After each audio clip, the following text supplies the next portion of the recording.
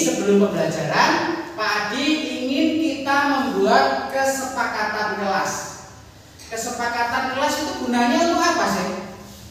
Supaya pembelajaran itu lebih menyenangkan, lebih nyaman, dan lebih bahagia perasaan kita dalam belajar di kelas 4 ini. Bisa dimengerti? Nah, untuk membuat kesepakatan kelas nanti, Pak Adi punya 3 kertas usulan kesepakatan kelas yang berbeda warnanya. Ada berapa warna ini? 3 warna. Yang pertama warna biru, yang kedua warna kuning, dan yang ketiga warna hijau. Nah, di sini nanti di dalam kertas 3 warna ini kalian menuliskan usulan dari kesepakatan kelas. Nanti usulan dari masing-masing akan kita sepakati bersama. Nah, di sini sebagai contoh, Pak Adi punya usulan, yaitu yang pertama hadir tepat waktu. Itu sebagai contoh ya. Nah, nanti kalian bisa kasih usulan masing-masing. Nah, karena ini cuma 3 siswanya, jadi masing-masing nanti dapat 3. Ada 3 kesempatan usulan. Nah, Pak Adi kasih warna yang berbeda-beda nanti. Nah, setelah kalian menuliskan di sini, nanti kalian tempelkan di masing-masing. Kalau warna biru berarti kalian tempelkan warna biru di sini. Warna kuning, tempelkan warna kuningnya di sini. Dan warna hijau, tempelkan warna hijau di sini masing-masing. Berarti nanti satu orang dapat berapa kertas? 3 kertas masing-masing berbeda. Siap? Siap. Sekali lagi, siap? Siap. Oke, Pak Adi bagikan mulai dari sekarang.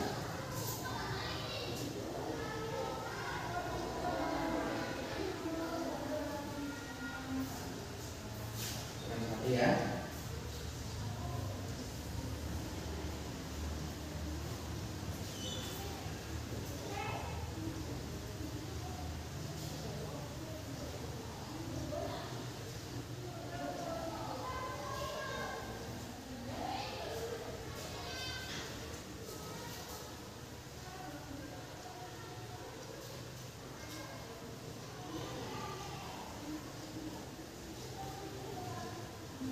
Oke, silakan ditulis masing-masing usulannya. Jangan ada yang nyontek ya, usulan masing-masing. Nanti kita sepakati bersama-sama. Tulis yang jelas, tulis yang bagus, jangan terburu-buru.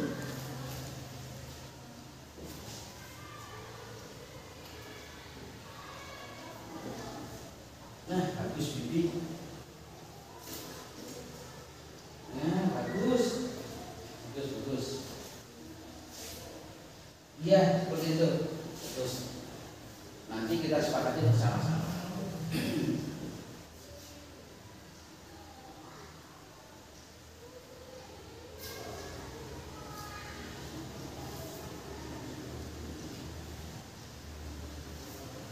Yang sudah boleh langsung ditempelkan. Ingat, warnanya jangan sampai tertukar dengan warna yang ada di papan.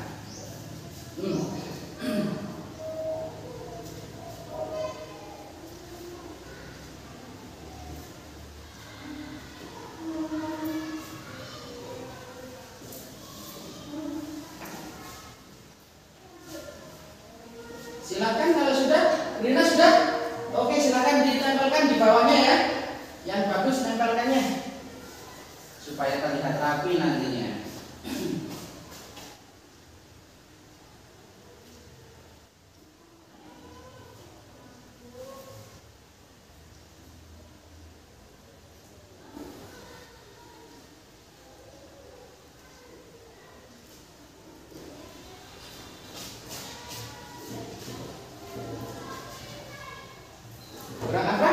Sudah selesai? Oke, silahkan ditempelkan akrak. Nanti kita bahas bersama-sama, kita sepakati bersama-sama.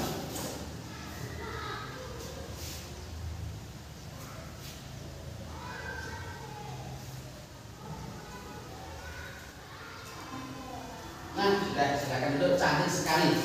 Nah, anak-anak, sekarang kita akan bahas bersama-sama usulan kesepakatan kalian dari masing-masing individu tadi. Sudah memberikan usulannya. Nah, dari usulan kita bahas bersama-sama. Nanti kalau disepakati, kita tulis di kesepakatan kelas 4. Setuju? Oke, kita bahas satu persatu. Yang pertama, biru nomor Setuju apa tidak kesepakatan kelas kita saling menghormati? Yang setuju angkat tangan. Oke, disepakati berarti saling menghormati. Harus saling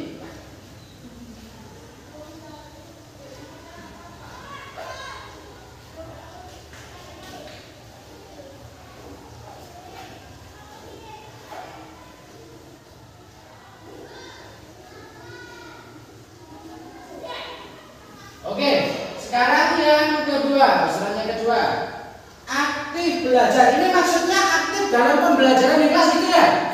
Oke, berarti aktif dalam pembelajaran di kelas.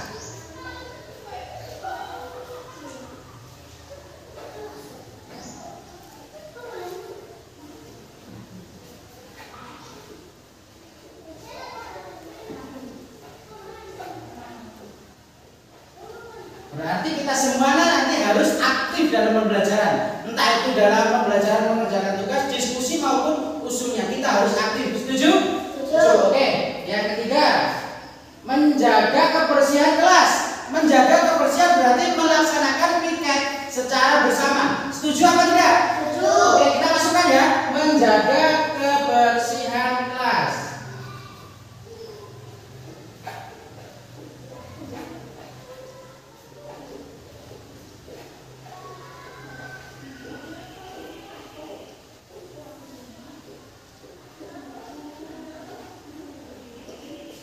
Oke, selanjutnya yang biru sudah habis, tinggal yang kuning. Tidak boleh makan di dalam kelas. Makan apa ini? Makan nasi, tidak boleh. Makan jajan nggak boleh. Setuju tidak boleh? Setuju? Yang keras, setuju? Setuju. Oke, tidak boleh makan saat jam pelajaran ya. Oke.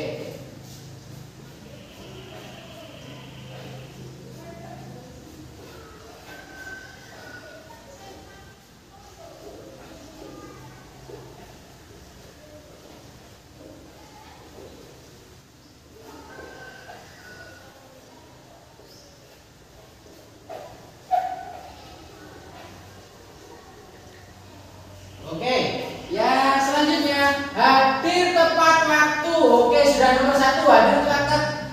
Sudah Pak Adi tulis di nomor 1 usulan dari Pak Adi. Hadir tepat waktu. Disetujui apa tidak? Setuju. Kalau di sini hadir tepat waktu berarti jam berapa mulainya? Jam 7. Berarti setengah 7 kalian sudah harus datang di sekolahan. Setuju? Oke, selanjutnya hadir tepat waktu, sama ya, sudah ya, sama. Yang selanjutnya warna hijau yaitu bekerja sama. Oke, bekerja sama ini maksudnya bekerja sama dalam apa? Bergotong royong, membersihkan kelas, membersihkan lingkungan, terus bekerja sama, belajar kelompok gitu ya. Tapi tidak boleh bekerja sama ulangan ya. Disetujui bekerja sama? Oke, bekerja sama dan saling membantu ya. Nomor 6 berarti ya, tambah 1, nomor 6. Bekerja sama dan saling membantu. Nah, jadi siapa saja teman kalian yang butuh bantuan, misalkan pensilnya ketinggalan, ada yang bawa pensil 2 dipinjami, itu namanya saling membantu. Oke, selanjutnya membuang sampah pada tempatnya, berarti termasuk menjaga kebersihan kelas. Nah, dari ke-6 kesepakatan kelas ini, apakah kita sepakat? Sepakat. Oke, 6 kesepakatan ini sudah kita sepakati dan mudah-mudahan kita dapat melaksanakan, bertanggung jawab melaksanakan kesepakatan kelas ini. Kesepakatan kelas ini nanti Pak Adi cetak dalam bentuk banner yang bagus, nanti Pak Adi tempelkan dan kita laksanakan secara bersama-sama. Ada yang ditanyakan dari kesepakatan kelas ini? Ada apa tidak? Tidak. Oke, tidak ada. Ada yang ditanyakan? Tidak. Sudah dimengerti semua? Sudah dimengerti semua. Kalau sudah mengerti semua, Pak Adi akhiri. Assalamualaikum warahmatullahi wabarakatuh. Waalaikumsalam warahmatullahi wabarakatuh.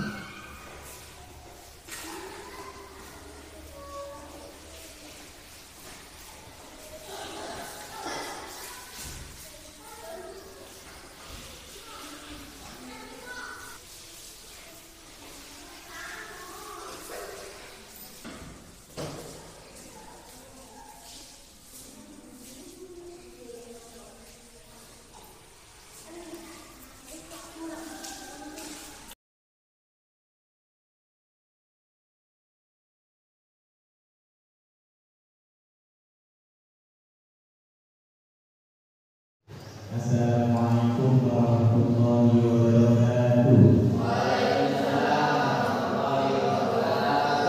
Bismillahirrahmanirrahim. Alhamdulillahirabbil alamin. Wassalatu wassalamu ala asyrofil anbiya'i wal mursalin sayyidina wa maulana Muhammadin wa ala alihi washabbihi ajmain. Pada yang terhormat Ibu Bapak Saudara saudara Indonesia, pada yang terhormat saudara guru dan satu yang berbahagia. Pertama-tama yang kita berterima kasih seluruh kehadiran Yogi karena kebetulan hidayahnya kita semua dapat berkumpul dalam acara seminar seminar implementasi budaya positif di sekolah. Sebelum acara kita mulai, marilah kita berdoa dengan surah Al-Fatihah agar acara ini berhasil mencapai Tuhan saudara. Amin.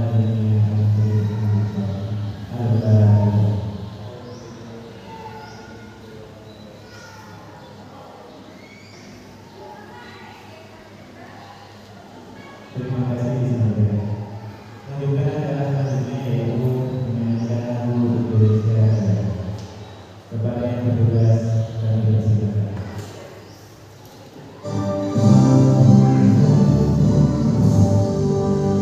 Lanjutkan acara selanjutnya yaitu sambutan dari Ibu Kepala Sekolah Indonesia dalam hal ini yang disampaikan oleh Ibu Guru Yaitu kepada beliau.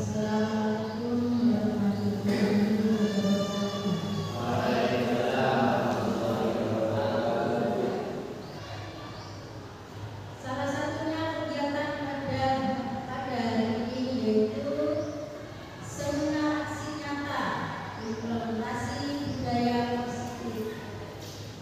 Nah, semoga dengan adanya seminar ini bermanfaat bagi Bapak Ibu sekalian. Dan wassalamualaikum warahmatullahi wabarakatuh.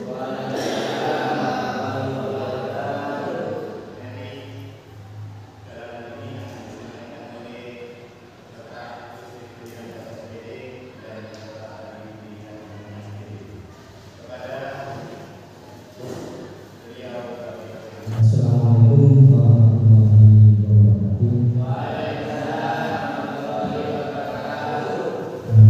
Alhamdulillah, wasyukurillah,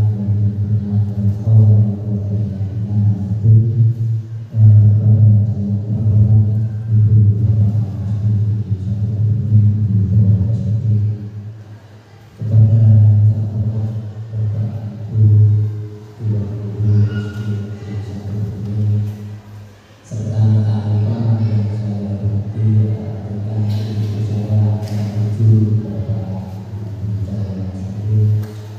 Alhamdulillah pada hari ini kita masih diberikan kesempatan dan berbahagia.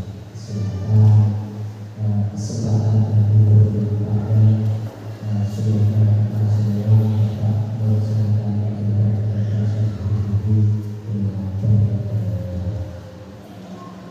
Allahumma sholli ala sayyidina Muhammad wa ala ali sayyidina Muhammad. Semoga kita tergerakkan pada diri kita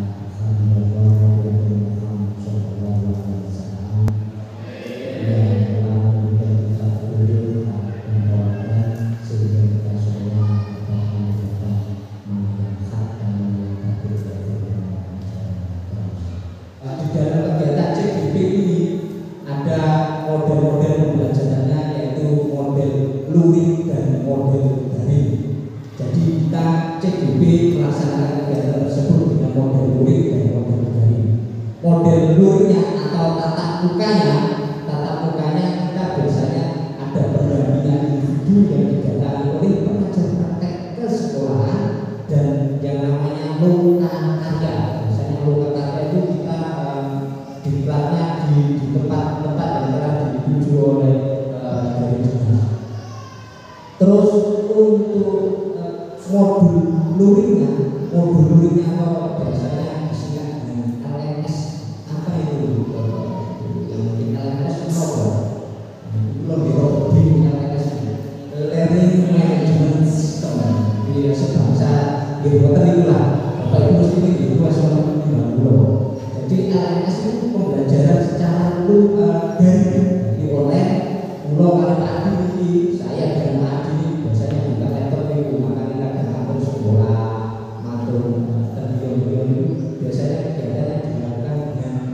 Google Meet atau meeting. Jadi pakai aplikasi Google Meet. Nah, jadi di situ ini sebagai gambaran saja agar Bapak Ibu nanti tergerak untuk mengikuti kegiatan. Sebenarnya Bapak Ibu, kegiatan ini sangat menyenangkan, juga sangat menyenangkannya. Kita yang pertama pasti akan mendapatkan sebuah pengetahuan baru, ilmu yang baru. Yang kedua, kita juga mendapatkan teman baru. Jadi, Masya Allah Bapak Ibu, dari teman-teman kami yang di CGP Angkatan 7 ini dari beberapa instansi, maksudnya beberapa jenjang pendidikan. Kita ada yang dari TK, ada yang dari SD, SMK, SMP, nah itu semua ada. Jadi kita tukar pengetahuan, tukar pengalaman, proses-proses belajar bagaimana yang baik bagaimana atau peserta kita. Nah, yang kita laksanakan ini baru sampai modul 1.4. Jadi selama 2 bulan lebih kalau kalian lagi memberikan satu modul ini. Jadi yang kita dapatkan baru satu modul ini. Alhamdulillah dengan kegiatan seperti itu dengan dukungan dari ibu kepala sekolah, dengan dukungan dari rekan-rekan bapak ibu guru, kami bisa melakukan kegiatan CGP ini dengan lancar. Sekedar gambaran materinya sebenarnya cuma sedikit, tapi di sini disuruh untuk menggerakkan bapak ibu guru agar tergerak untuk mengikuti kegiatan CGP ini.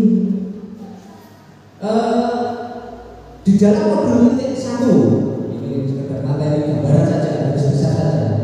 1.1 itu Bapak, di situ materinya adalah terkait dengan pembelajaran menurut Ki Hajar Dewantara. Nah, ini garis besarnya yaitu pembelajaran di mana pembelajaran itu menuntut murid sesuai dengan kodrat zaman, kodrat anak. Jadi anak kemampuan ini yo gitu kok. Yo oke, iki kemampuan sampai pinter banget. Tapi kok sampai sini. Jadi sesuai kodrat anak seperti itu, sesuai kodrat zaman. Saiki zaman apa ini? Serba digital. Jadi sing biasane HP nang oke manfaatkan HP kita untuk di situ biasanya untuk saat ini adalah platform. Ada penggunaan yang kemarin itu launching sudah lama sebenarnya, itu platform Jago apa. Nah itu kan termasuk platform digital yang bisa diberikan kepada anak didik kita. Jadi itu sesuai dengan pembelajaran, yaitu sesuai dengan kodrat zaman dan kodrat anak. Untuk modul 1.0 nggak usah tekan Bapak Ibu, peliharaan sekolah maka juga sekarang mau santai mau kalau ini sami-sami belajar. Nah monggo kita jangan mau. Untuk modul 1.2 itu adalah peran dan nilai dari guru penggerak. Peran dan nilai dari guru penggerak masing-masing ada 5. Jadi guru itu bisa pilih. Jadi untuk nilai guru penggerak yang pertama apa? Mandiri. Mandiri kalau ratus ribu bukan. Jadi mandiri ini bisa dikatakan mandiri ketika itu misalnya diklat aja. Kita platform seperti ini kan. Diklat secara luring dari kita bisa mengikuti hal seperti itu. Bisa dikatakan ada kegiatan yang namanya mandiri. Yang kedua kolaboratif, sebenarnya kerjasama berkolaborasi, kita saling sharing bagaimana sini oh ini caranya. Inovatif. Yang ketiga inovatif. Guru itu inovatif. Orang kok terus guru kan inovatif. Jadi kita itu harus belajar untuk seperti itu. Meskipun kita mungkin akan sulit, tapi ketika kita sudah ada kemampuan, paling tidak itu terus niatan sampai. Aku itu niatan aku. Niatan tok yang sudah dicatat sebuah amal kebaikan. Niatan apa itu? Yang keempat, reflektif. Reflektif. Jadi reflektif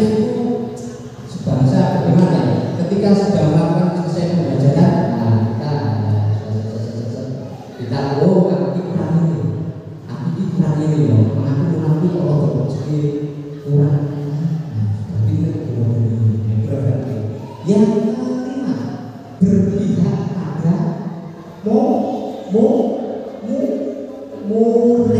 Nah, jadi berpihak pada murid. Pak Ari mungkin itu berpihak pada murid orang tapi guru dewe. Guru ini yo guru ini enggak boleh. Jadi kita guru ini saya itu sama ya jangan seperti itu. Jadi pelajaran itu harus berpihak pada murid. Gimana Pak? Ini termasuk pendalaman ini tadi. Ini nilai dari guru penggerak. Sampai ini dari guru penggerak mesti dinilai meskipun dia kenyataan atau menilai kenyataan kan selalu menjadi sebuah aksi nyata. Terus peran dari guru penggerak ini orang ini mbok ya itu peran nilai guru penggerak dan nilai peran 10. Jadi harus dimiliki seorang guru 10, yaitu pertama nilai bagaimana peran juga salah satunya itu sebagai coaching, coaching bahasa Inggris,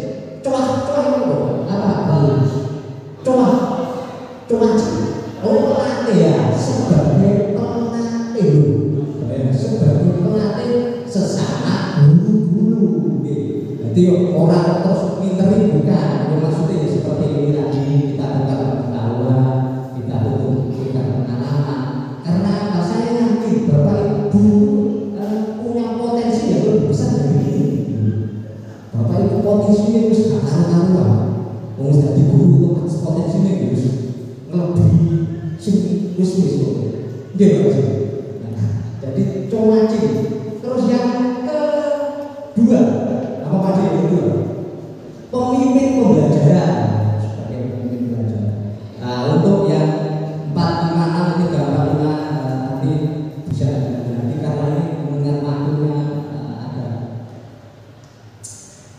kurang terlalu banyak, jadi nanti biar nanti penyampaian materi lebih detail. Oke, lanjut ke materi.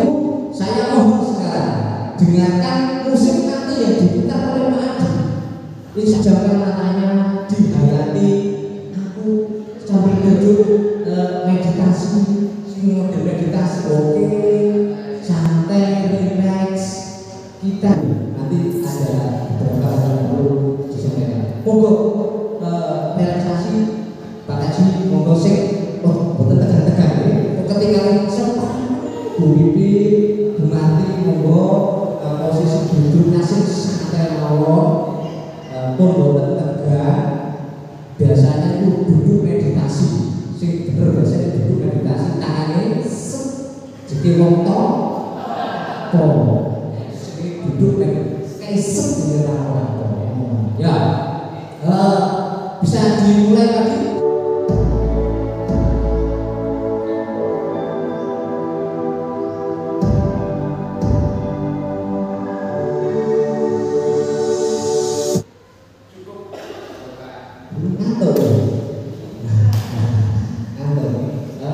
Kira-kira dari hari ini apa yang Bapak Ibu rasakan?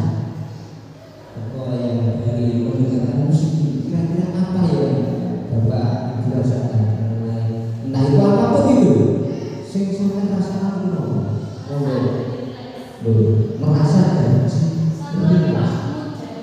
mood jadinya belum perasaan bahagia. Padahal kita mendengarkan musik seperti ini, dari ini sampai itu musik ini tak putar saja, tak tunggu saja. Oke, ya makasih.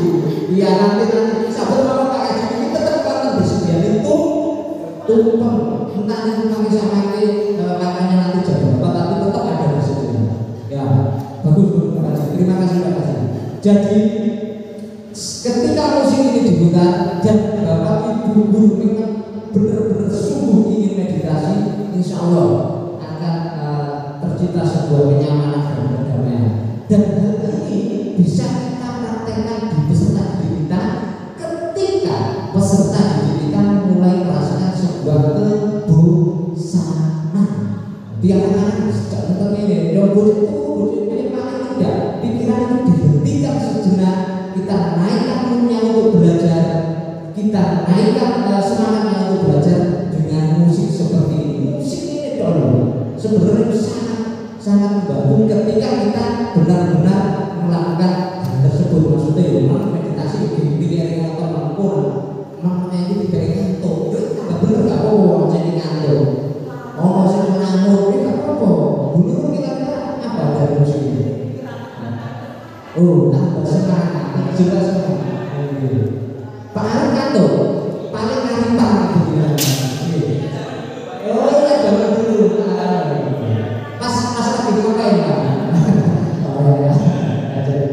Itu lah salah satu. Jika kita nanti mungkin di dalam kelas kita memanfaatkan digital, ya nggak apa-apa. Kita bawa laptop, mungkin dunia kita juga fasilitas mungkin agak kurang, tapi juga kalau tidak kita sudah bisa menerapkan seperti ini.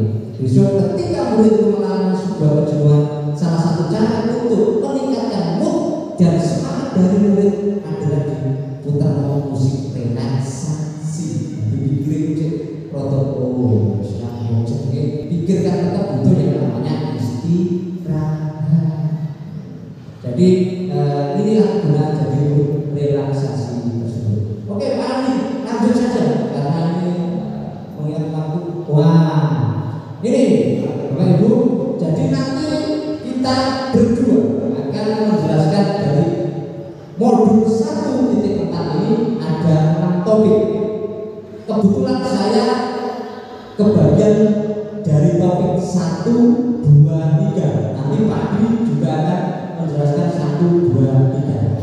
Untuk topik saya adalah disiplin positif dan nilai kebajikan universal. Yang kedua adalah teori motivasi, hukum dan penghargaan restitusi. Yang ketiga adalah keyakinan kelas. Jadi nanti kita masing-masing dari saya dan Adi akan menjelaskan masing-masing 3 topik dari modul 1.0. Nah, ini sampai dilatih untuk teman-teman ini. Coba sobeklah secara kertas kecil, tuliskan benda atau sesuatu yang sangat berharga untuk Anda letakkan di salah satu tangan Anda dan juga benda sesuatu tersebut dengan sederhana. Buatlah sebuah kepala, monggo dibaca. Mungkin nanti ada yang baca. Teman Anda B akan mencoba. Jadi nanti dilakukan secara berpasangan. Ya, mungkin berpasangan antara Pak Ali dengan Bu Bibi. Coba dua orang aja nggak apa-apa, berpasangan. Pak Haji dengan Bu Nurul, misalnya Pak Haji pusing duwe tekad, Pak Haji pusing duwe apa Pak Haji yang punya sesuatu yang sangat berharga. Bu Nurul sing bagian buka cek piye masih bujukan ancaman hati kerayu nggak apa-apa, sekuat tenaga Bu untuk membujuk Pak Soleh untuk membuka kepala tangan. Dari kepala tangan isinya apa kira-kira? Secara kertas saya sebuah sesuatu sangat berharga. Kalau yang berharga itu oleh nggak? Nah, saya ini coba saya genggam kira-kira dulu sebagai perayu atau yang pemaksa, Pak Haji sebagai yang mengepal tangan. Jadi Pak Haji yang sebagai A. Coba kepalkan tangannya Pak Haji. Rayu dulu, ini cara membuka.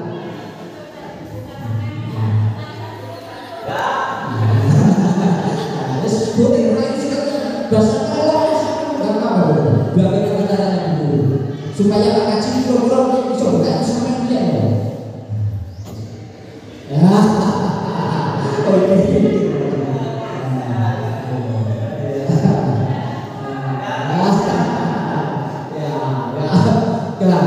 Sudah nggak bisa sudah nggak mampu. Kalau Pak Haji bisa nggak kira-kira membuka genggaman dari Pak Haji?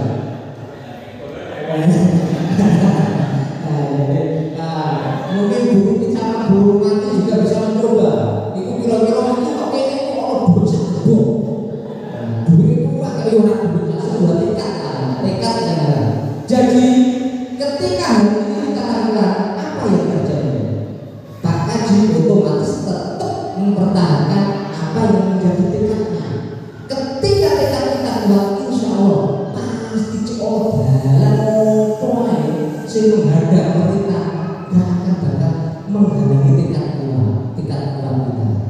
Jadi itulah pembelajaran yang bisa kita ambil, bahwasanya ketika kita mempunyai tekad yang kuat, siapapun itu tidak akan pernah bisa menghalangi apa yang kita inginkan.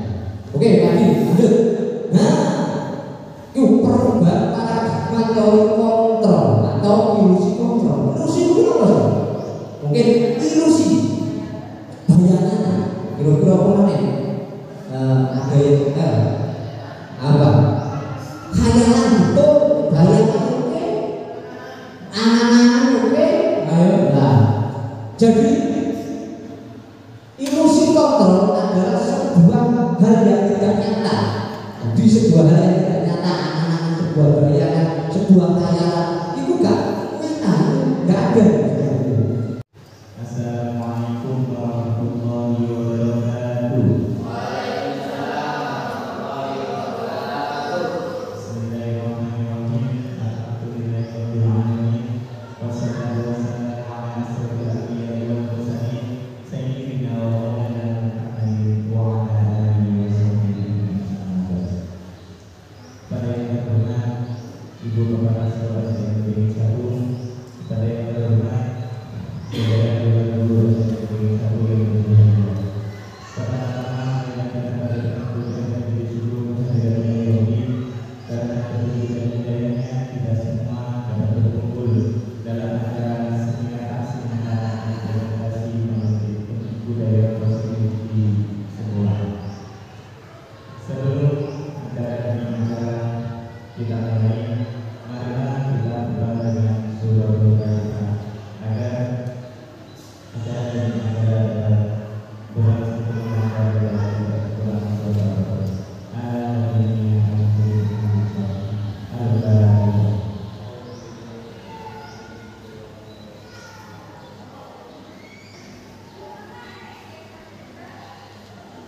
Terima kasih semuanya. Lanjutkan acara selanjutnya yaitu menyanyikan lagu Indonesia Raya. Kepada yang bertugas kami persilakan.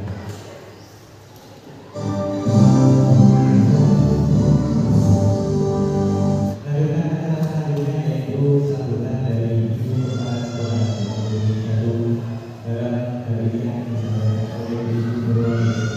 Kepada beliau.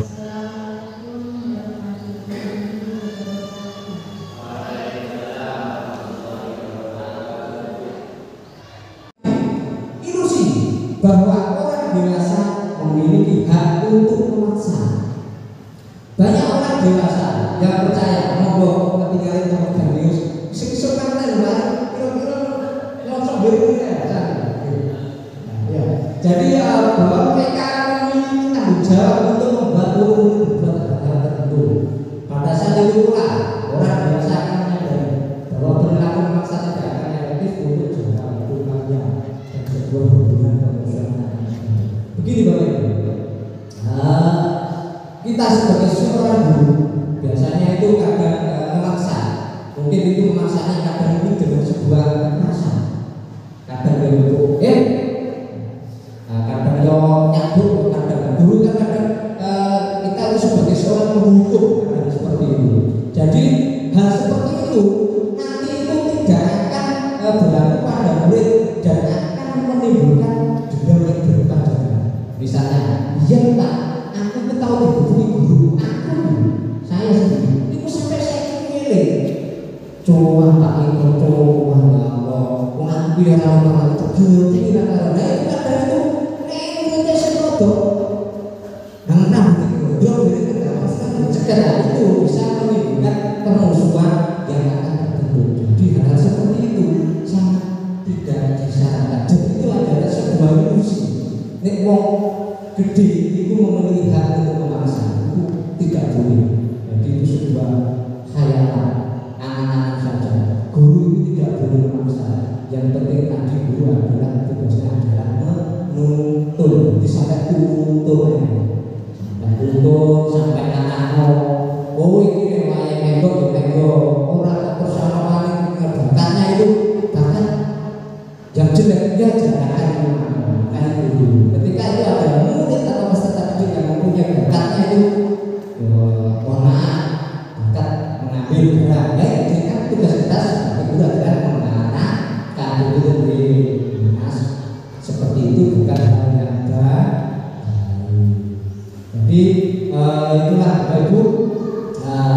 hari ini sekedar gambaran saja, ini buku sampai materi ini.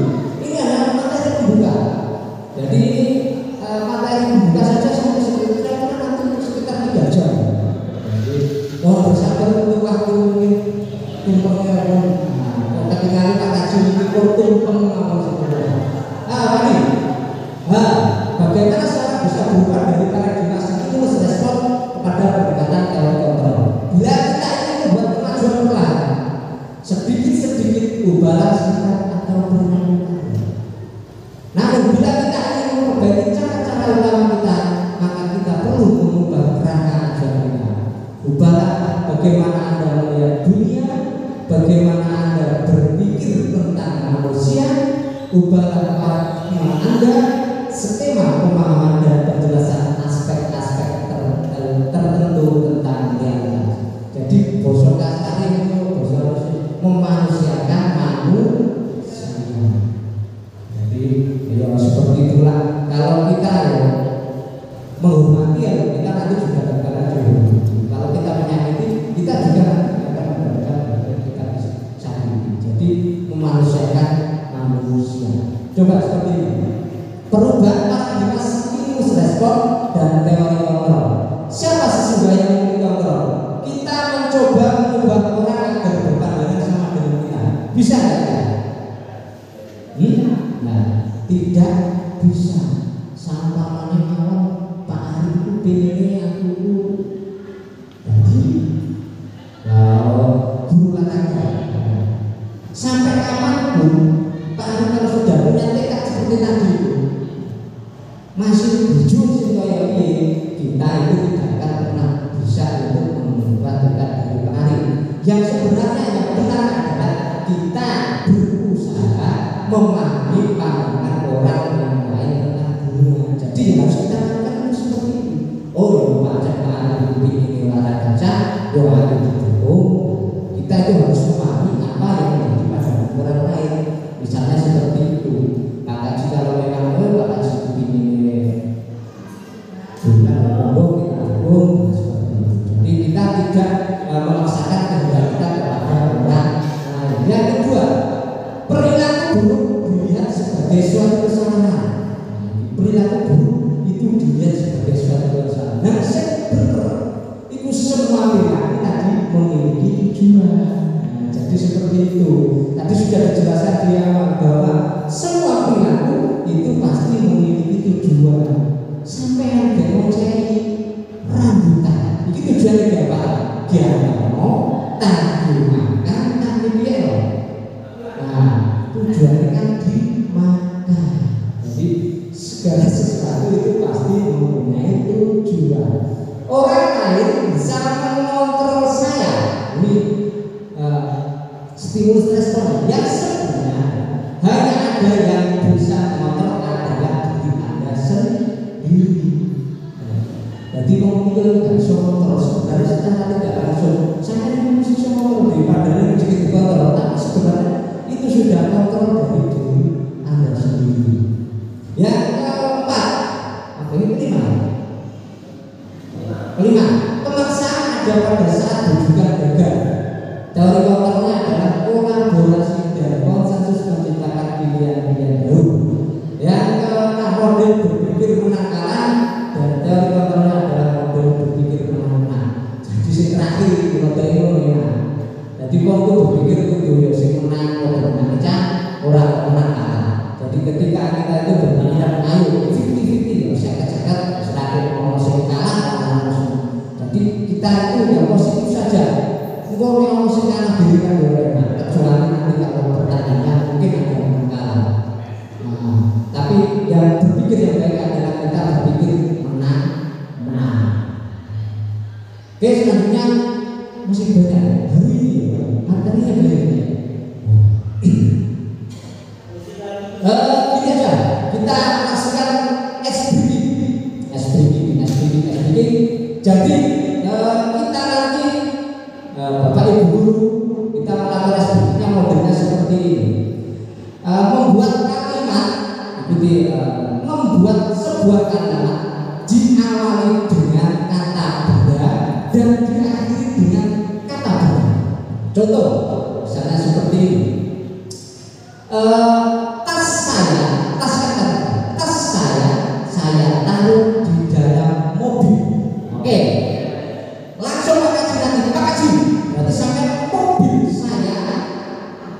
itu nanti tata benda terakhir apa yang kita seperti itu.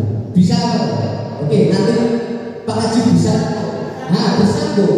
Jadi ketika nanti yang tidak bisa melanjutkan otomatis gagal.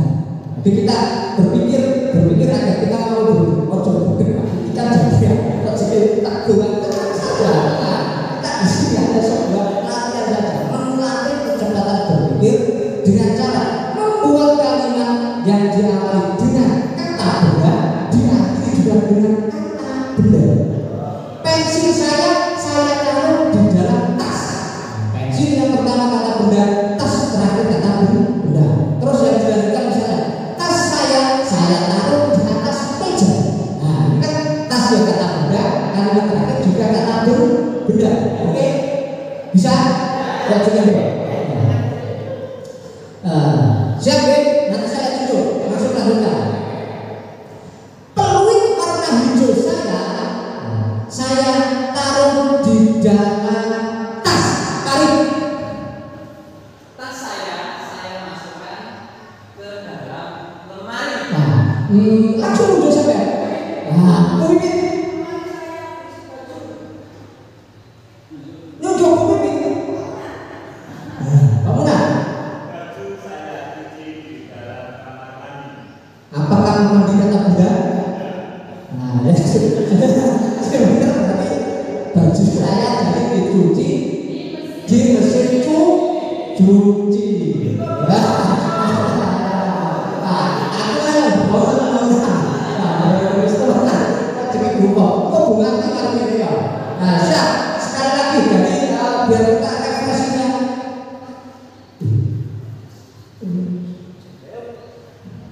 Lanjut. Disiplin positif. Konsep disiplin positif yang merupakan unsur utama dan terwujudnya budaya mobil yang kita cita-citakan di sekolah-sekolah kita. Dalam budaya kita, karena kata disiplin telah berubah menjadi sesuatu yang dilakukan seseorang pada orang lain untuk mendapatkan kepatuhan. Kecenderungan umum adalah menggunakan kata disiplin dengan tidak benar. Menurut yang ini langsung dilihat aja Pak, nanti dari disiplin positif aja. Nah ini disiplin positif ini materinya adalah sebagai bentuk kontrol diri, yaitu belajar untuk kontrol diri agar dapat mencapai suatu tujuan yang mulia. Tujuan mulia di sini adalah mengacu pada nilai-nilai atau prinsip-prinsip mulia yang dimiliki seseorang. Kita namakan nilai-nilai tersebut sebagai nilai-nilai kebajikan universal, yaitu universal. Nilai-nilai kebajikan universal, nilai-nilai kebajikannya adalah sifat-sifat positif manusia yang merupakan tujuan mulia yang ingin dicapai setiap individu. Yang kedua, setiap perilaku perbuatan memiliki suatu tujuan.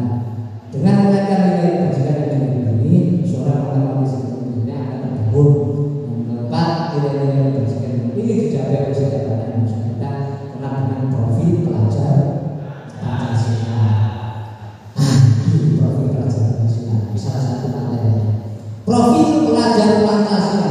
Ini sekitar mau peserta itu dulu profil semuanya ini.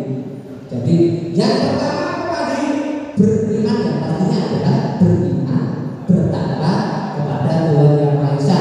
Alhamdulillah di sekolah kita sudah ada kegiatan positif seperti ini, yaitu berupa apa Bapak Ibu?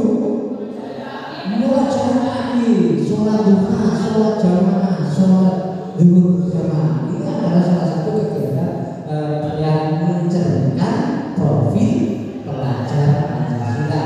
Yang kedua adalah berkebudayaan global, bergotong royong, kreatif, beranalis, mandiri. Jadi mungkin waktu ini langsung saja lagi.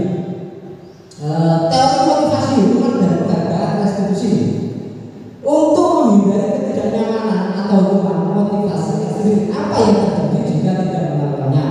Teori motivasi itu seperti ini, Bapak Ibu. Untuk mendapatkan imbalan, apa yang saya dapatkan jika melakukannya? Berarti pemikirannya seperti itu. Aku pengen oleh imbalan saya. Kira-kira ketika saya melakukan sebuah tindakan ini, kira-kira aku oleh imbalan apa? Biasanya itu teori motivasi yang menimbulkan sebuah motivasi itu biasanya ya ada imbalan, ada apa ya? Menghindari ketidaknyamanan. Itu biasanya motivasi. Biasanya untuk siswa untuk menghindari ketidaknyamanan atau hukuman, biasanya itu apa yang terjadi?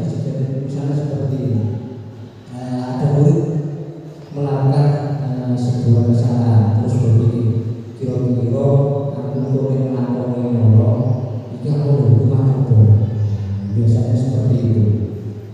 Terus yang untuk ibadah apa yang saya dapatkan jika misalnya terus yang ketiga untuk menghargai diri sendiri. Tujuan dari disiplin positif adalah untuk menghargai diri sendiri. Oke, lanjut lagi. Apa perbedaan hukuman dan konsekuensi? Oke, hukuman sesuatu yang menyakitkan harus terjadi di hukuman. Konsekuensinya sesuatu itu harus terjadi. Membuat anak sakit fisik, membuat hati sakit jangka waktu yang lama, membuat anak merasa tidak nyaman dengan jangka waktu pendek. Anak memberi kedisiplinan, anak menghargai diri sendiri. Paksaan stimulus tanpa mendorong anak menyakiti diri sendiri, mendorong anak agar mudah menyesuaikan diri. Konsep diri yang buruk, konsep diri yang baik. Anak belajar untuk memberikan kesalahan, anak belajar untuk mematuhi peraturan. Marah, rasa bersalah, untuk melakukan rasa dan baik, pikiran hak, dibuat tidak nyaman dan segala sesuatu. Tindakan guru, ini terima mencatat 100 kali di dalam buku kalimat. Saya tidak akan terlambat lagi karena terlambat ke sekolah. Ini apa termasuk kalimat hukuman apa konsekuensi?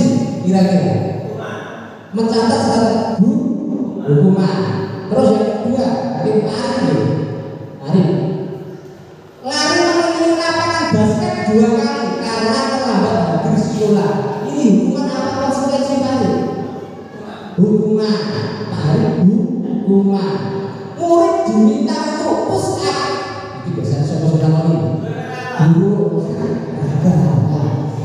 ya 15 kali karena tidak menggunakan masker ke sekolah. Kira-kira ini masuk dalam hukuman apa konsekuensi?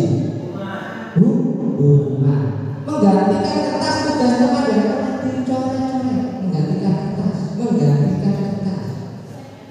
Konsekuensi.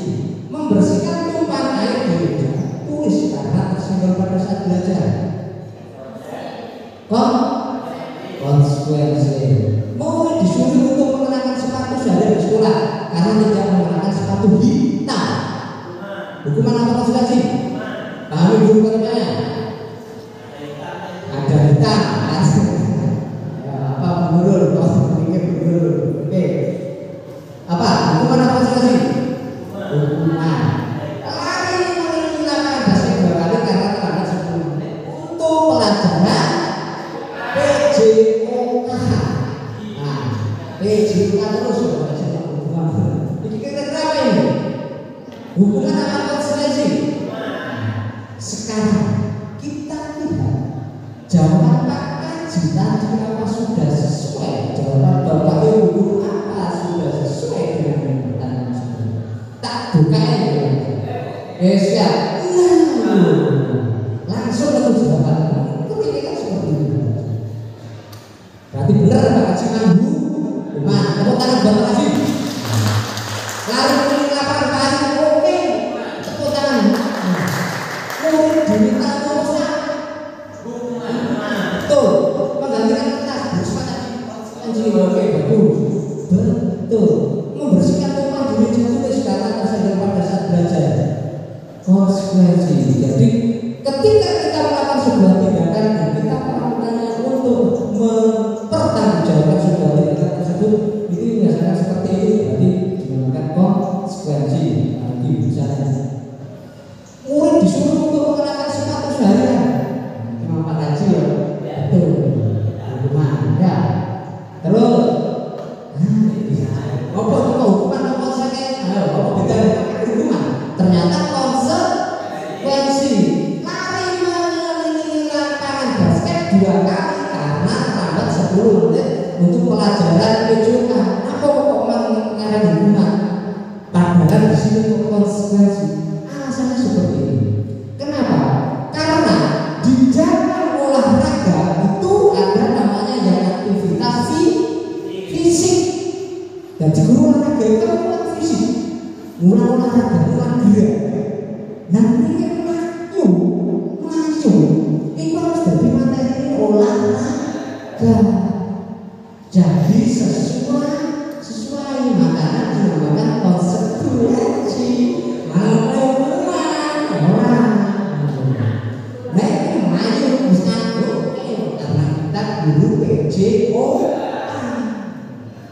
Saya mengerti Bapak Ibu? Dilanjut sekarang apa besok? Oke, lanjut restitusi. Sebuah pendekatan untuk menciptakan disiplin positif. Nah, restitusi ini Bapak Ibu adalah proses menciptakan kondisi bagi murid untuk memperbaiki kesalahan mereka, sehingga mereka bisa kembali pada kelompok mereka dengan karakter yang lebih kuat. Lanjut tadi. Jadi 9 ciri-ciri restitusi bukan untuk menebus kesalahan, memperbaiki hubungan, tawaran bukan sebuah paksaan. Restitusi untuk melihat keadaan diri, restitusi mencari kebutuhan dasar yang bisa diinginkan. Restitusi juga adalah yang paling baik. Bapak Ibu sudah bisa baca ya? Aduh. Nah, ini perbedaan antara identitas yang berbeda. Ini bukan dikatakan dan dikatakan sukses. Sesuatu yang menyenangkan harus terjadi, konsekuensinya sesuatu harus terjadi. Restitusinya semua merupakan pilihan. Jadi mau dulu, tidak nyaman untuk murid, anak untuk jangka waktu panjang. Tidak nyaman untuk murid, anak untuk jangka waktu panjang. Ya itu yang kedua itu negatif. Jadi konsekuensi tadi yang restitusi itu adalah sebuah kegiatan positif. Oke, lanjut keyakinan kelas. Oke, sampai jelas betul. Ini ada tak yang lainnya sepatunya berarti yang ada dengan tadi. Sebenarnya saya masih punya SDG 1000 sampai jelas aku berhubung masih banyak. Mengapa tidak peraturan saja? Mengapa harus keyakinan kelas? Mengapa kita memiliki peraturan harus menggunakan helm bila menggunakan kendaraan berdua? Mengapa kita memiliki peraturan 3M menggunakan masker dan cuci tangan dan menjaga jarak 1 meter? Nilai-nilai keselamatan atau kesehatan inilah yang kita sebut sebagai suatu keyakinan. Jadi misalnya itu tadi disebutkan kita pakai motor biasanya ini pakai apa namanya tadi? Itu adalah sebuah keyakinan. Bahwa misalnya nanti ketika kita memakai helm, kita insya Allah itu terhindar dari yang negatif dulu. Yakin itu insya Allah itu bisa melindungi. Itu digunakan dengan keyakinan untuk mendukung lanjut tadi. Nah, ini yang dimana peraturan dan keyakinan kelas. Jadi peraturan dan keyakinan kelas itu berbeda Bapak. Yang selama ini kita laksanakan adalah peraturan bukan sebuah keyakinan kelas. Jadi keyakinan kelas itu dibentuk misalnya nanti di dalam kelas ya, sebuah kesepakatan yang dilaksanakan. Selalu kembalikan buku ke tempatnya. Ini buktinya kita jawab. Berarti bisa seperti ini. Anak ketika membaca ilusi bahwa orang dewasa memiliki hak untuk memaksa. Banyak orang dewasa yang percaya monggo ketinggalan tempat genius sing kanten lah kira-kira langsung berikutnya ya. Jadi bahwa mereka memiliki tanggung jawab untuk membuat berbuat hal tertentu. Pada saat itu pula orang dewasa akan menyadari bahwa perilaku memaksa tidak akan efektif untuk jangka waktu panjang dan sebuah hubungan emosional. Begini Bapak Ibu, kita sebagai seorang guru biasanya itu kadang memaksa. Mungkin itu memaksanya kadang itu dengan sebuah kekerasan. Kadang itu kadang yo nyabut, kadang guru kan kadang kita itu sebagai seorang penghukum kadang seperti itu. Jadi hal seperti itu nanti itu tidak akan berlaku pada murid dan akan menimbulkan dendam yang berkepanjangan. Misalnya, iya Pak, aku tahu dihubungi guru aku, saya sendiri itu sampai saya milih cuma Pak itu cuma ya Allah aku yang orang terjun ini karena itu ada itu ini sesuatu nah itu bisa menimbulkan permusuhan yang akan terbentuk. Jadi hal seperti itu sangat tidak disarankan. Jadi itu adalah sebuah ilusi. Nek wong gede itu memiliki hak untuk memaksa itu tidak boleh. Jadi itu sebuah khayalan, angan-angan saja. Guru itu tidak boleh memaksa. Yang penting tadi guru adalah tugasnya adalah menuntun. Jadi sampai tuntun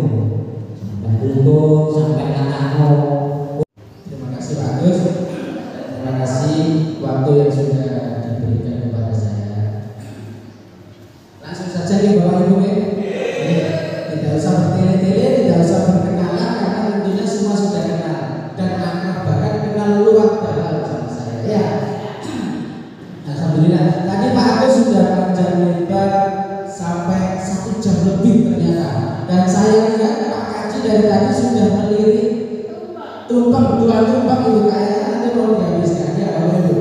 Tidak hanya Pak Haji saja, mungkin Pak Ari Pak juga dari pilihan tumpeng. Jadi saya langsung saja. Sebenarnya saya mau SBK terlebih dahulu karena menurut teori neuroscience bahwasanya kinerja otak manusia itu lebih dari 60 menit itu pasti mengalami penurunan tingkat konsentrasi. Nah itu perlu diadakan penyegaran kembali atau SBK. Nah tadi SBK sebenarnya jatah saya Bapak Ibu, tapi sudah diambil Pak Agus. Ya sudah. Lanjut saja langsung Pak Agus. Kebutuhan dasar manusia. Bapak Ibu tadi mungkin kita pernah menjumpai seorang dengan perilaku yang tidak sesuai dengan norma atau aturan yang berlaku. Besar kemungkinan hal itu mereka lakukan karena mereka tidak mampu memenuhi atau mereka tidak mendapatkan kebutuhan dasar mereka. Jadi kita tidak berbicara lebih luas ke kehidupan masyarakat atau kehidupan kita di sekitar. Kita berbicara di kehidupan lingkungan sekolah saja. Jadi tentunya Bapak Ibu guru sering menjumpai bahwa anak-anak itu menerapkan perilaku yang tidak sesuai atau mungkin melanggar kesepakatan kelas atau keyakinan kelas. Pasti seperti itu ya. Nah, tentunya mereka itu melakukan sesuatu seperti yang dikatakan Pak Agus tadi, pasti ada tujuannya. Nah, tujuannya apa? Yaitu mereka itu tidak mendapatkan kebutuhan dasar mereka. Jadi mereka melakukan itu sebenarnya itu bertujuan untuk mendapatkan kebutuhan dasar mereka. Nah, kebutuhan dasar mereka itu ada berapa? Nah, kebutuhan dasar yang paling pokok yang berada di tengah itu sudah tidak dapat dihilangkan lagi kebutuhannya, yaitu bertahan hidup atau survival. Ya betul, bahasa Inggrisnya survival ya. Akan tetapi di situ ada kebutuhan pendampingnya, yaitu kebutuhan rasa kasih sayang dan rasa diterima. Yang kedua, kebutuhan penguasaan. Yang ketiga, kebutuhan kebebasan atau freedom. Dan yang keempat, kesenangan. Jadi keempat-empatnya ini adalah kebutuhan dasar manusia. 5, tapi yang satu itu kebutuhan pokok yang sudah berlaku. Ya lanjut bagus. Nah, berdasarkan kebutuhan tadi, sekarang disimak dengan semuanya. Di sini ada persoalan. Dinda, seorang anak kelas 3 SD, begitu tiba di rumah sepulang dari sekolah menangis. Jadi Dinda itu menangis dan mengadu kepada ibunya bahwa dia benci pada ibu dan gurunya. Nah, alasan Dinda itu apa? Ibu guru bilang aku tidak boleh bersenandung. Bersenandung itu apa? Nyanyi. Sewaktu mengerjakan tugas, katanya kelas harus tenang, tidak ada suara kan, nggak seru jadinya itu.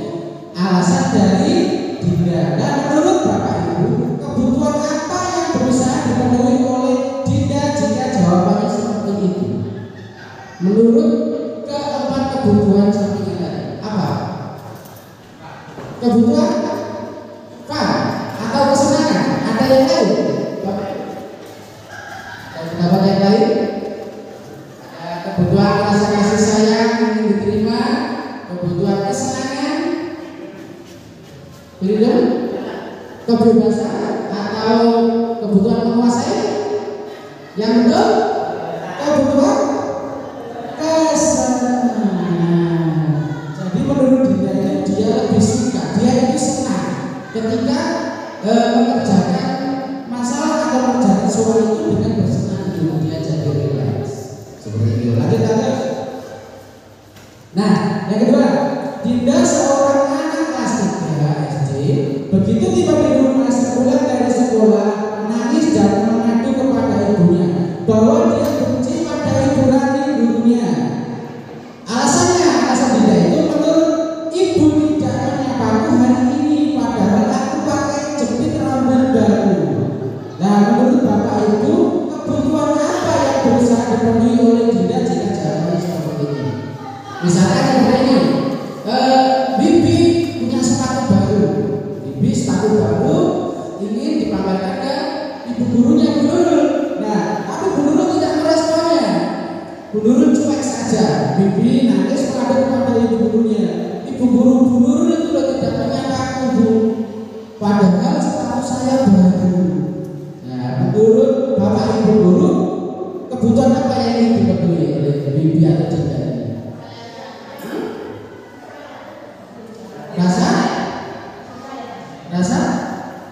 kasih sayang dan rasa ingin diterima Bapak Ibu.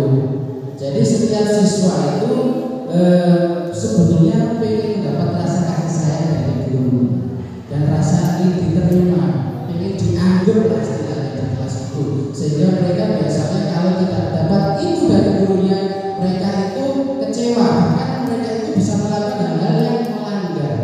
Oke, selanjutnya harus.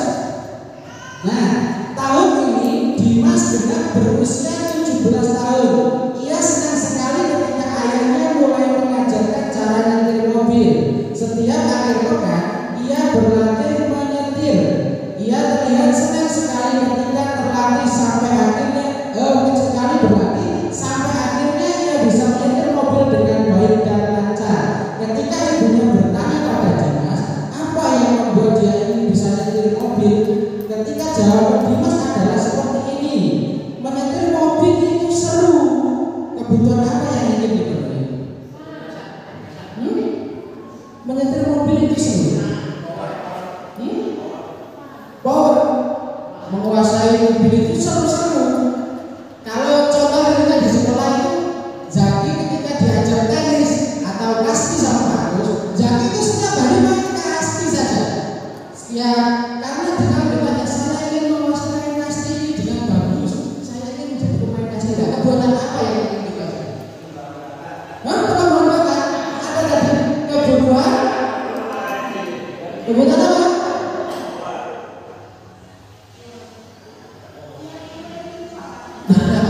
Kebutuhan lagi bagus, kebutuhannya. Ayo. Banyak lagi kebutuhan. Kebutuhan apa? Penguasaan atau power. Betul sekali guru, betul sekali Pak Muhammad. Jadi saya rasa untuk kebutuhan ini sudah dipahami oleh ibu-ibu dan bapak-bapak semuanya. Lanjut Pak Agus. Tentang dunia berkualitas. Apa itu dunia berkualitas? Sebetulnya dunia berkualitas ini istilahnya asing bagi bapak ibu guru. Begitu juga dengan saya dan Pak Agus. Itu juga asing sebenarnya kemarin. Apa sih dunia berkualitas itu? Dunia kan memang sudah berkualitas buat saya. Ternyata apa dunia berkualitas itu? Dunia berkualitas dunia berkualitas Anda adalah tempat khusus dalam pikiran Anda, tempat Anda menyimpan gambaran representasi dari semua yang Anda inginkan. Bisa berisi orang-orang, hal-hal dan apa saja yang terbaik dalam hidup Anda dan membuat Anda merasa bahagia dan terpenuhi kebutuhan dasar Anda. Jadi tempat di mana kita itu bisa merasa bahagia, bisa merasa nyaman dan bisa merasa terpenuhi kebutuhan dasar kita, itu merupakan dunia yang berkualitas. Jadi itu tugas dari Bapak Ibu guru adalah membuat kelas atau sekolah pada umumnya menjadi dunia yang berkualitas bagi murid atau peserta didik kita. Setuju Bapak Ibu guru? Lanjut Agus. Nah, selanjutnya yaitu 5 posisi kontrol. Jadi kita sebagai bapak dan ibu guru yang tugasnya menuntun siswa, seperti yang dikatakan Agus, tugasnya membersamai kita. Kita tidak bisa menginginkan siswa itu seperti apa? Seperti yang diibaratkan sebagai petani. Petani itu ketika dia menanam padi, dia itu bisanya merawat padi itu, merawat. Kalau ada hama disingkirkan hamanya, dikasih desinfektan. Begitu juga sampai nanti panen. Nah, tugasnya hanya merawat, menuntun, membersamai. Jadi tidak mungkin petani itu setelah dia menanam padi, dia berkeinginan panen jagung. Tidak akan mungkin, mustahil. Ini possible kata Beliau ya, possible ya. Nah, untuk itu perlu 5 posisi kontrol yang dikuasai oleh guru. Guru harus mengetahui 5 posisi kontrol. Lanjut bagus. Ada 5 posisi kontrol di dalam tabel ini, dan kelima posisi kontrol itu dibedakan menjadi 3 secara garis besar. Yang pertama itu 2 posisi kontrol itu dianggap sebagai identitas gagal Bapak Ibu, karena kontrolnya itu berasal dari luar. Nah, yang 2 itu identitas berhasil, ketiga, identitas berhasil dan kontrol dari dalam diri anak. Oke. Yang pertama identitas gagal yang pertama yaitu menghukum. Itu merupakan identitas gagal. Ini berdasarkan pengalaman saya waktu jadi siswa, itu masih sering banyak itu guru yang sifatnya menghukum. Apakah mungkin masih ada sampai sekarang? Masih ada. Nah, kalau masih ada, mari kita rubah mindset kita bahwasanya menghukum itu adalah identitas gagal. Nah, menghukum itu biasanya kan seperti apa sih? Kalau guru berbicara itu menghadiri, menunjuk-nunjuk, itu tidak boleh. Apalagi ditunjuk pas wajah siswa itu menyakitkan. Yang guru biasanya berkata, kalau kamu tidak melakukannya, awas ya. Kalau kamu tidak nurut sama Pak Soleh, awas. Nanti Pak Soleh hukum kamu keliling lapangan 1000 kali mungkin seperti itu, Pak. Nah, hasilnya itu apa? Hasilnya berdasarkan survei yang dikemukakan oleh para pakar itu, siswa itu akan bergerak, bahkan bisa menyalahkan orang lain siswa. Bukan saya Pak yang salah, tapi teman saya siswa itu. Biasanya seperti itu, Bapak, Ibu. Nah, selain itu siswa biasanya juga berbohong karena dia untuk menghindari hukuman. Selain dia menyalahkan orang lain, dia juga biasanya berbohong. Maka disebut identitas gagal. Oke. Kemudian identitas gagal yang kedua yaitu membuat orang merasa bersalah. Dan ini sering dilakukan oleh Bapak Ibu guru. Ketika ada muridnya berkelahi atau melakukan kesalahan, yang salah itu kamu. Yang salah kamu, ayo kita melakukan. Nah, itu sebenarnya identitas gagal. Kenapa? Mungkin nanti juga murid akan menganggap bukan saya, yang salah itu jangan itu saya buat, yang salah itu sampai aja saya. Seperti itu. Juga siswa juga nantinya bisa berbohong. Saya tidak mungkin lah, saya tidak tinggal. Seperti itu. Itu juga merupakan identitas gagal. Oke.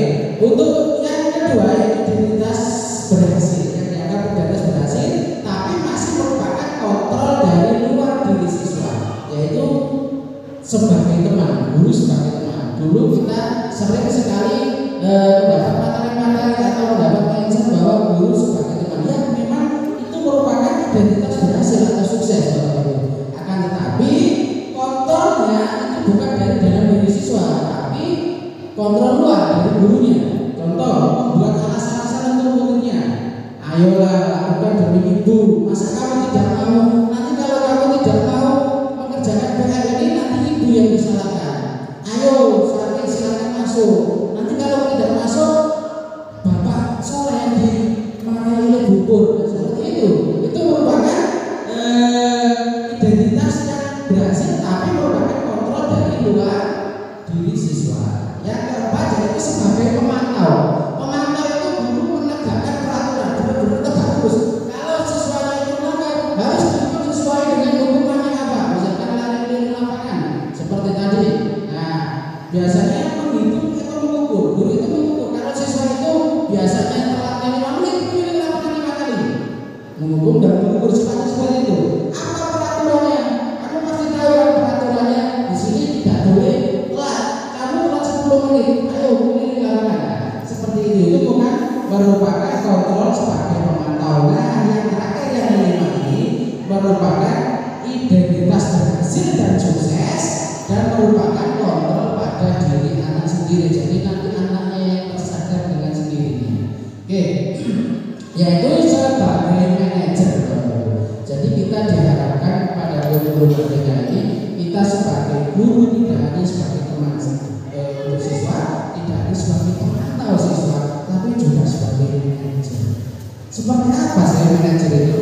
Mengajukan pertanyaan-pertanyaan kepada siswa, dan tentunya pertanyaan ini sesuai dengan restitusi yang tadi disampaikan oleh Pak Agus. Biasanya itu guru itu menanyakan, kenapa kamu kok sampai bertengkar? Kemudian Pak Guru di sini tidak mencari siapa yang salah, tapi Pak Guru di sini ingin memecahkan masalahnya. Ayo kita pecahkan, bahas bersama-sama. Gitu. Terus apakah kamu masih ingat keyakinan kelas yang sudah kita sepakati kemarin? Itu. Nah, di situ biasanya hasilnya itu menguatkan pribadi siswa. Oh, saya berarti tadi salah, tapi lumrah kesalahan saya itu karena setiap orang juga pernah melakukan kesalahan.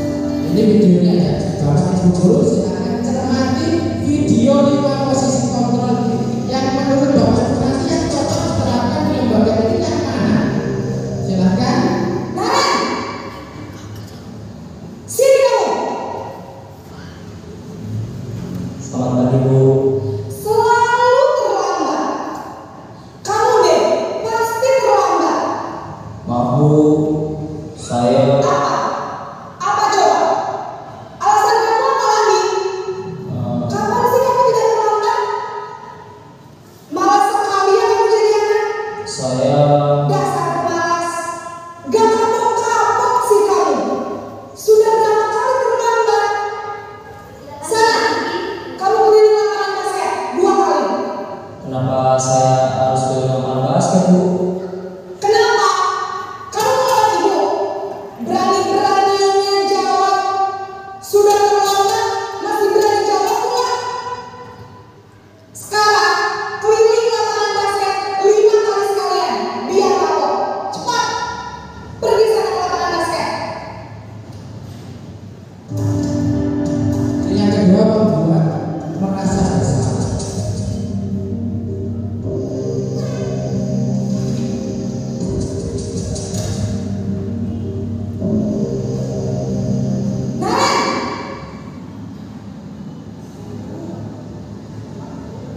Selamat pagi, Bu. Naren, kamu kenapa terlambat lagi, nak? Ya Tuhan, Naren, kamu senang ya bikin ibu susah ya? Kalau kamu terlambat lagi, nanti ibu yang ditegur bapak kepala sekolah, nak. Disangka ibu tidak bisa membina kamu. Duh, gimana ini? Maaf, Bu. Duh, Gusti Naren, kamu suka ya kalau ibu tegur bapak kepala sekolah? Terus, sekarang ibu harus tulis apa ini di buku absen? Ini kamu sudah sering terlambat loh. Ibu harus apa coba? Maaf, Bu. Maaf sekali. Ya sudah, lain kali jangan bikin ibu susah lagi ya, nak ya. Ibu tidak akan apa-apa lagi kalau kamu begini terus. Bisa jantungan kalau ibu ditegur bapak kepala sekolah. Sana cepat ke kelas. Maaf ya, Bu. Maaf sekali. Nah, yang ketiga ini Posisi membuat rasa bersalah, berbicara dengan nada tenang. posisi teman. Jadi posisi kontrol sebagai teman.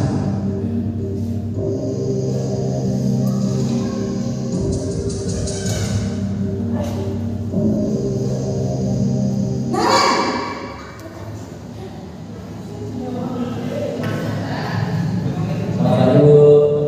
Wah, sudah jam berapa ini, nak? Terlambat lagi ya saya. Kata-katanya Iya, sudah Bu. kan Tadi Bu saya udah bangunkan saya, Bu. Kamu malah menyalahkan ibu kamu. Kamu bukannya anak yang orangnya paling kencang. Kok terlambat sih? Iya, Bu. Saya memang terlambat banget tadi. Jadi biar Bu saya lari kencang, tetap gak kencang, Bu. Ya sudah sana, nanti lain kali larinya lebih kencang lagi ya. Biar gak terlambat lagi.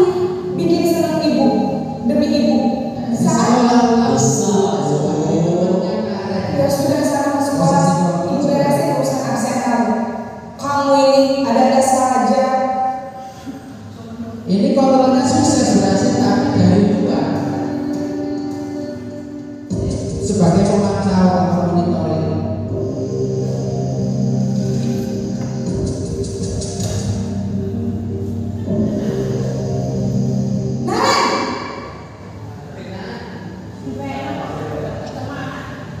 Selamat pagi, Bu. Naren, apa peraturan sekolah kita tentang jam berapa kita harus masuk sekolah, nak? Kita harus di sekolah jam 7, Bu. Iya betul, sekarang sudah jam 7.20. Naren sudah tahu konsekuensinya jika terlambat hadir. Paham, Bu? Saya harus tinggal kelas pas jam istirahat selama 20 menit. Iya benar, konsekuensinya demikian.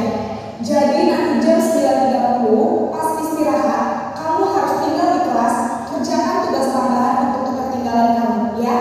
Baik, Bu. Ayo kamu melihat 5 video posisi kontrol.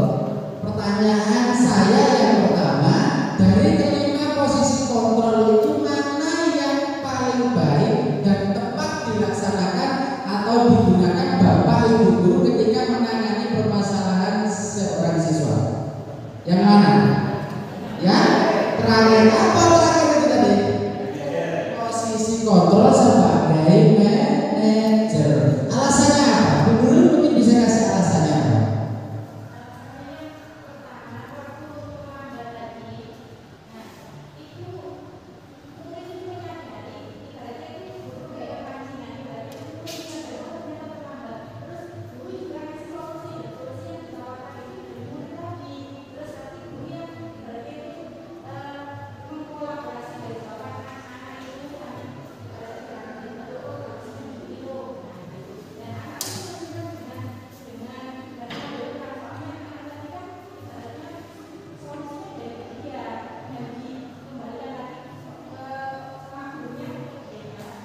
Bagus, tepuk tangan buat Bu. Alasan yang luar biasa diungkapkan oleh Bu Nurul. Alasannya cukup menarik, cukup istimewa menurut saya ya. Jadi untuk posisi kontrol sebagai manajer itu kita lebih menghargai siswa, lebih menghargai alasan-alasan siswa. Kenapa sih siswa itu terlambat? Terus kita mencari alasannya apa? Setelah alasannya apa? Kita menanyakan kepada siswa bahwa siswa apakah siswa itu masih ingat dengan keyakinan kelas itu yang sudah kita sepakati apa? Setelah siswa ingat, menyadari kesalahannya, terus apa yang harus diperbuat oleh siswa itu? Siswa menyodorkan solusinya sendiri, kita menjembatani solusinya siswa tersebut, kemudian dengan harapan kedepannya siswa akan menjadi lebih baik lagi, seperti itu. Nah, kemudian pertanyaan yang kedua, dari kelima posisi kontrol mana yang sering Bapak Ibu terapkan di sekolah? Ayo, jujur saja, yang mana? Oh, Bu Risma, yang mana? Ya? Sebagai teman. Oke, itu merupakan posisi kontrol yang sukses juga kan? Oke, sebagai teman. Pak Arif, sebagai apa? Sebagai teman juga. Udah pernah mendukung. Pak Kaji sebagai apa, Pak Kaji? Ada posisi kontrolnya, membuat orang merasa bersalah. Berarti Pak Kaji sering membuat siswa itu ketika melakukan kesalahan itu membuat seolah-olah siswa itu saya benar-benar salah. Harus siswa itu mengatakan maaf terus karena dia benar-benar melakukan kesalahan seperti itu. Nah, diharapkan setelah ini nanti setelah ada penindasan atau seminar dari kami, diharapkan kita semua, bukan Bapak Ibu guru saja, tapi kita semua, soalnya saya dan Pak Agus juga baru tahap belajar, kita semua belajar. Jadi di sini saya dan Pak Agus tidak menggurui ya, kita semua saling sama-sama belajar. Jadi kita sama-sama belajar, semoga kedepannya nanti dalam menangani permasalahan yang dialami oleh siswa kita bisa menerapkan posisi kontrol sebagai manajer. Lanjut Bagus. Nah, untuk menerapkan posisi kontrol sebagai manajer, maka kita harus paham dengan restitusi. Restitusi itu mengembalikan diri siswa ke habitat siswa sebagai makhluk sekolah yang berada di kelas yang sehari-harinya bersama teman dan gurunya. Nah, di dalam restitusi itu ada teori yang namanya segitiga restitusi. Dan di segitiga restitusi ini nanti yang akan kita gunakan dalam posisi kontrol kita sebagai manajer. Lanjut Bagus.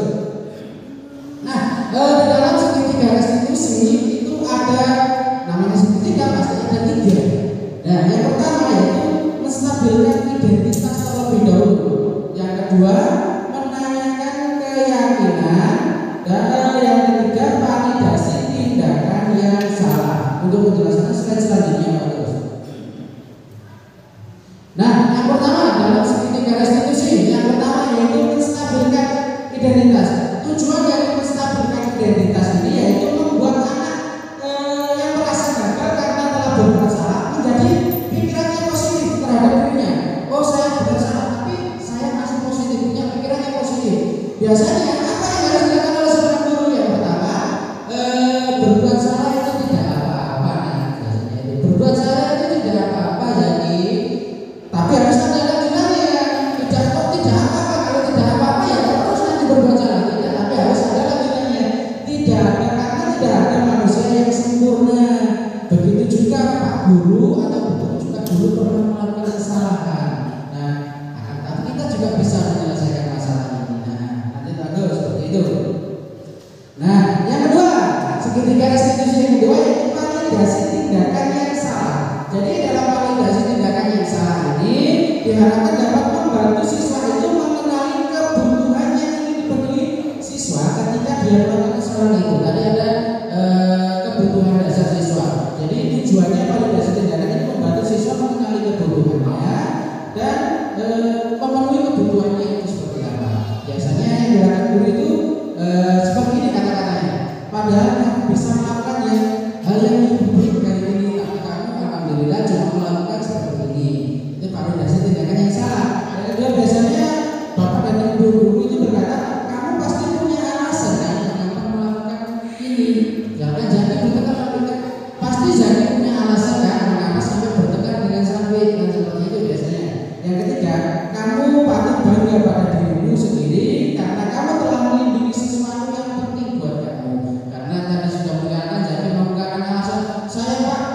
diajak ya, kamu ternyata kamu patut bangga dengan dirimu karena kamu telah melindungi suatu yang penerbangan penting apa harga dirinya.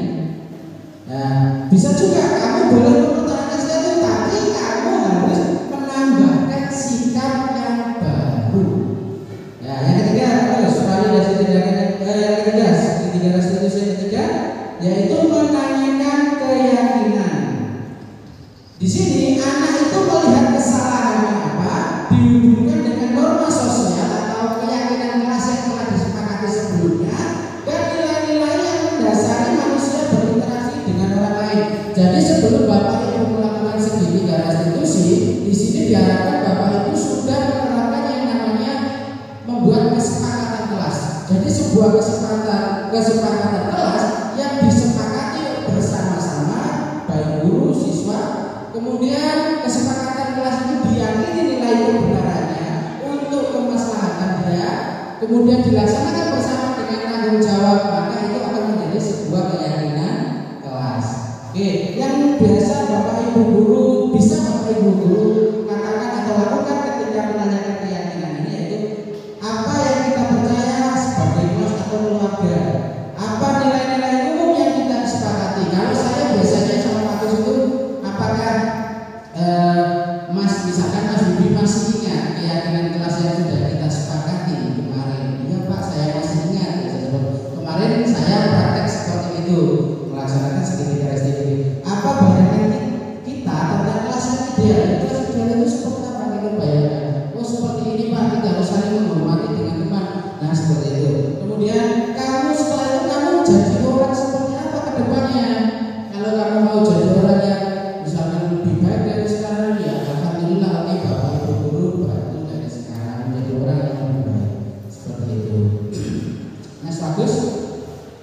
Nah di sini ada praktik segitiga restitusi yang saya laksanakan bersama salah satu murid yaitu Bibi yang kemarin sudah saya kumpulkan sebagai tugas demonstrasi kontekstual.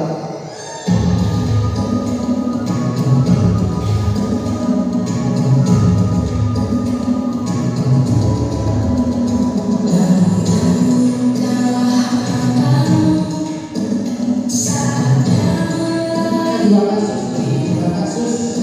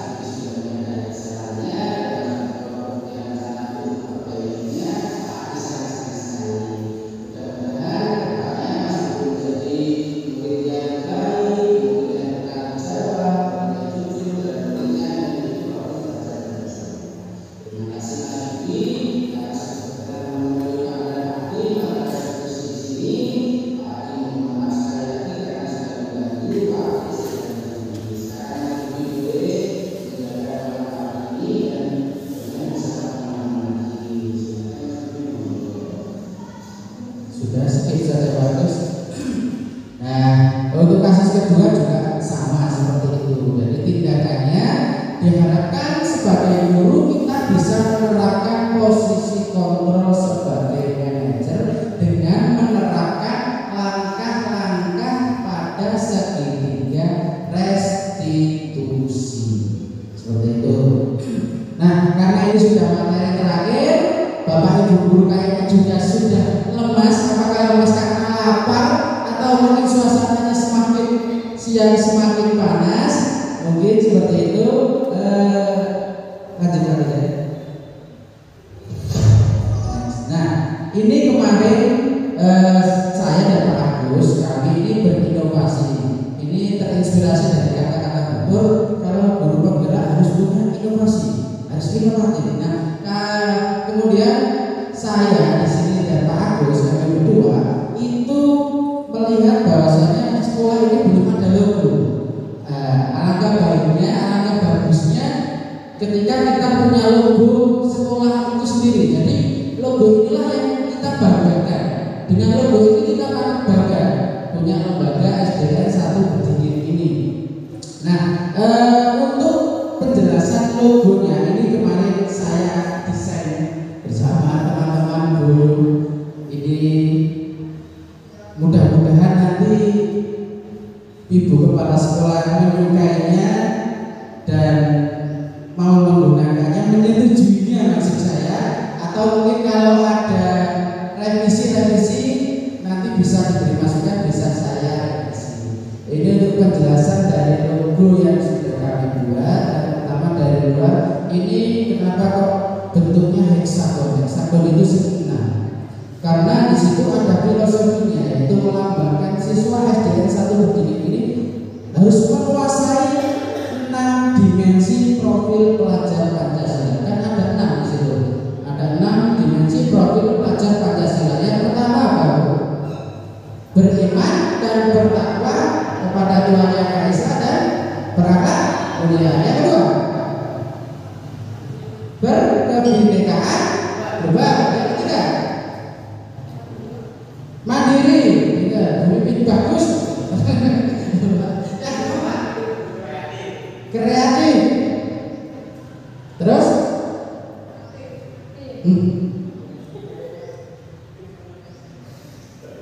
apa?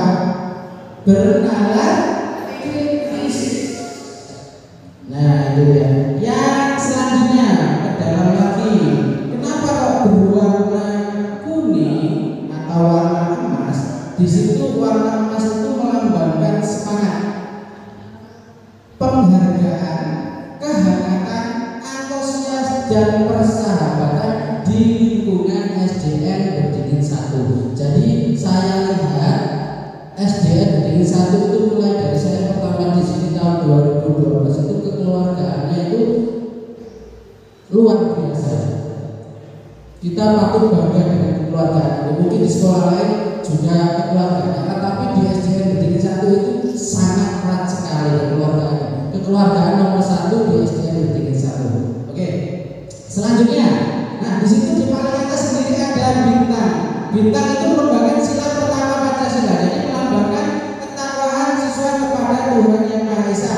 Itu sudah kita terapkan dengan beberapa kegiatan seperti murojaah bersama setiap pagi, sholat duha berjamaah dan sholat duha berjamaah sebelum pulang. Ke bawah lagi di situ ada pena dan buku. Pena dan buku itu merupakan alat tulis, yaitu melambangkan semangat siswa untuk terus belajar, menuntut ilmu sepanjang hayat. Jadi tidak hanya di SDN sedikit saja diharapkan menuntut ilmu itu sepanjang hayat. Kalau bahasanya Pak Kaji, dalilnya itu gimana Pak Kaji?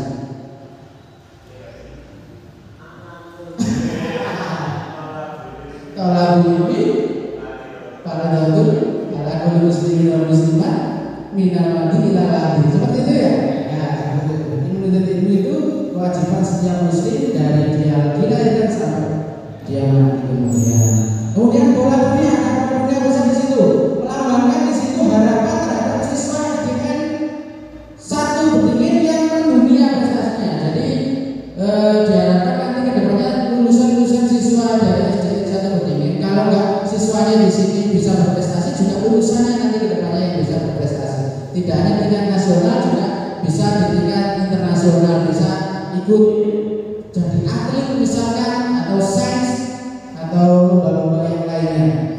Oke, kanan kirinya ada dari padi dan kapas di situ. Padi dan kapas di situ melambangkan kemakmuran dan persatuan yang erat di lembaga kita SDN Beringin 1. Dan di situ ada logo SDN Beringin 1, artinya ya cuma melambangkan identitas saja.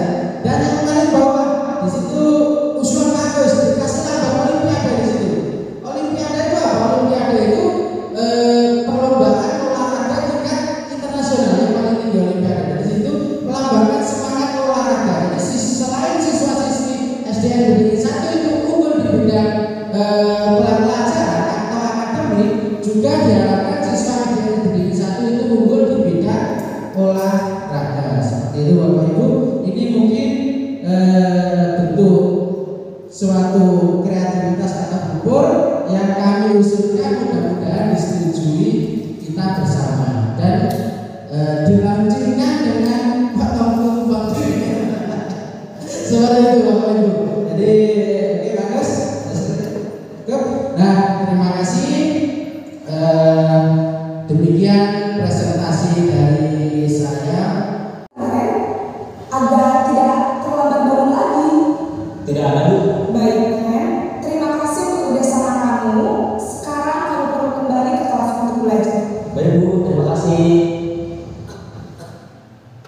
Nah, setelah Bapak Ibu melihat 5 video posisi kontrol, pertanyaan saya yang pertama, dari kelima posisi kontrol itu mana yang paling baik dan tepat dilaksanakan atau digunakan Bapak Ibu guru ketika menangani permasalahan seorang siswa?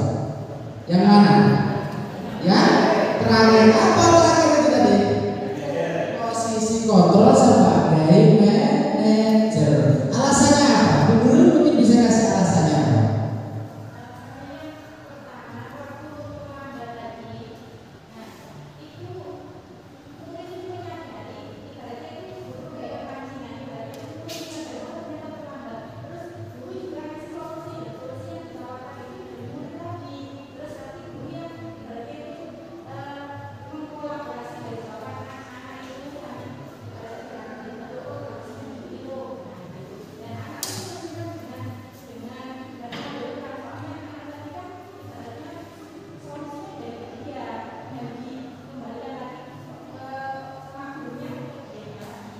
Bagus, tepuk tangan buat Bu. Alasan yang luar biasa diungkapkan oleh Bu Guru. Alasannya sungguh menarik, sungguh istimewa menurut saya ya. Jadi untuk posisi kontrol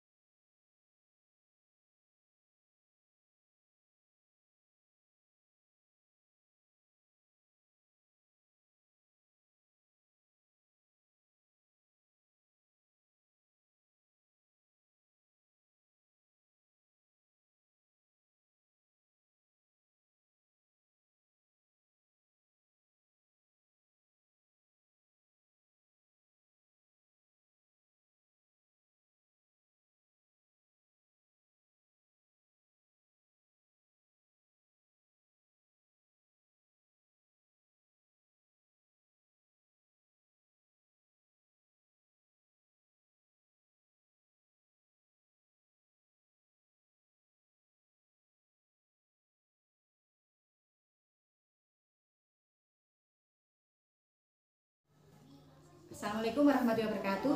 Perkenalkan, nama saya Nur Husaini dari SDN 1 Bedingin. Langsung saja, apa yang disampaikan oleh Pak Adi dan Pak Agus tentang pengimbasan budaya positif, khususnya tentang segitiga restitusi, itu sangat menarik dan baik sekali. Semoga saya kedepannya dan guru-guru yang lain dapat mengaplikasikan apa yang sudah diutarakan tersebut ke dalam kelasnya masing-masing. Demikian testimoni dari saya akhiri. Wassalamualaikum warahmatullahi wabarakatuh. Assalamualaikum warahmatullahi wabarakatuh. Perkenalkan, nama saya Soleh Sudarmono, mewakili dari Kepala Sekolah untuk mengomentari pengimbasan yang disampaikan oleh Pak Agus dan Pak Adi. Apa yang dilakukan tadi sangat menarik sekali untuk ditindaklanjuti teman-teman guna pembelajaran di lembaga ini. Mudah-mudahan secara berkesinambungan teman-teman bisa menerapkan apa yang disampaikan oleh Pak Agus dan Pak Adi tadi. Demikian, mohon maaf saya akhiri. Wassalamualaikum warahmatullahi wabarakatuh.